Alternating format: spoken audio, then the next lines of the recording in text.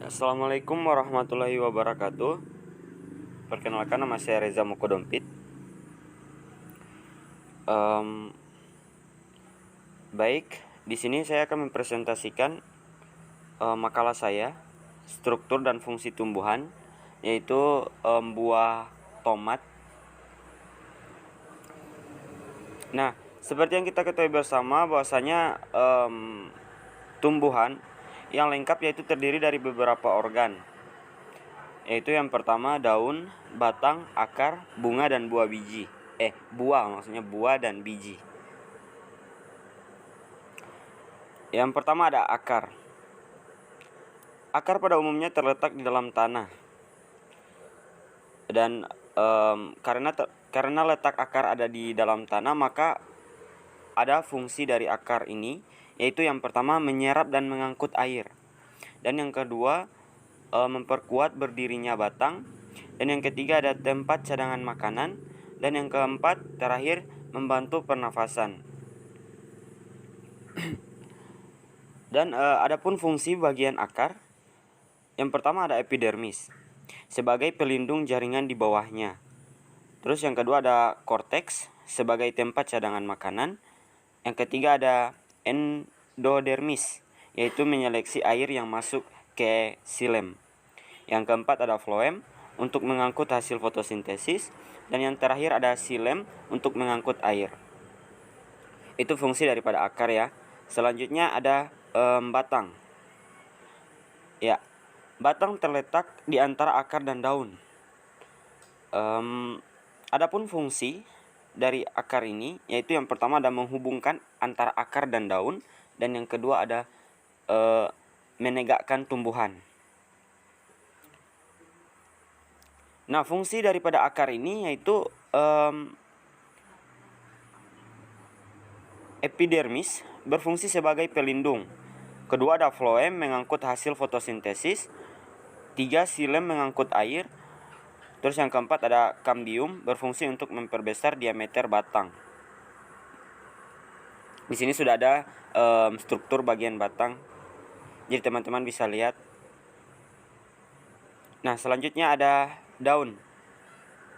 Ya, fotosintesis daripada daun, yaitu merupakan proses pembuatan makanan pada tumbuhan hijau dengan bantuan cahaya.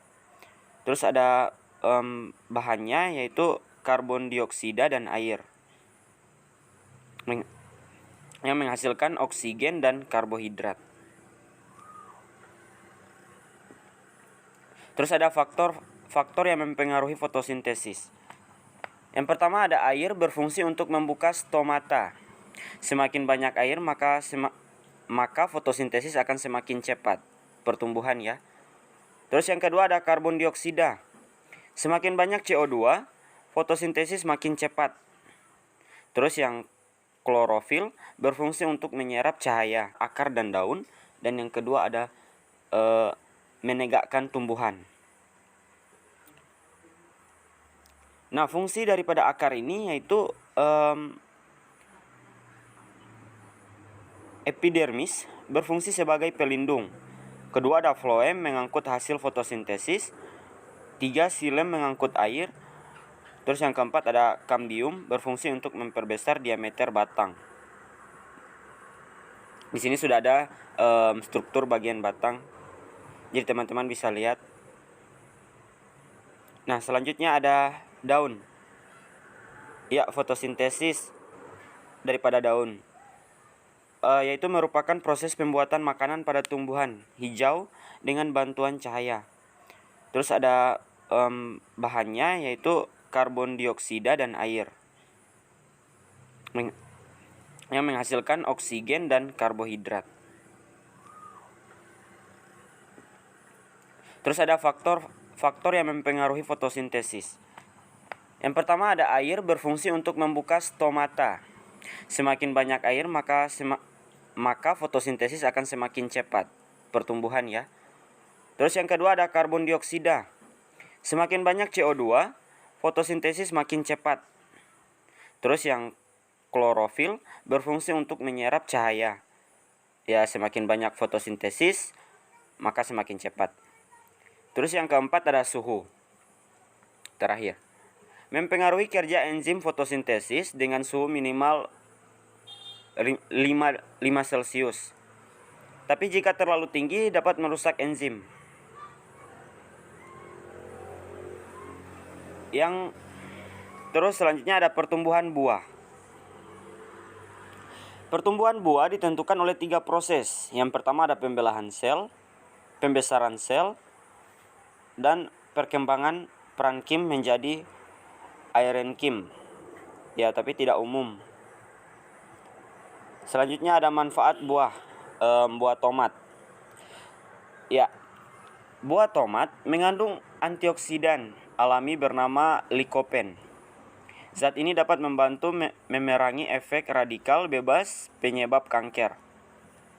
Antioksidan lain yang terdapat pada tomat yaitu polifenol dan naringenin. Selain itu, tomat rendah kalori dan lemak, namun kaya akan karotenoid, lutein, gula, vitamin A, vitamin C, dan kalium.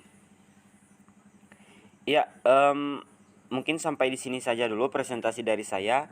Apabila ada kekurangan atau kesalahan, mohon maaf.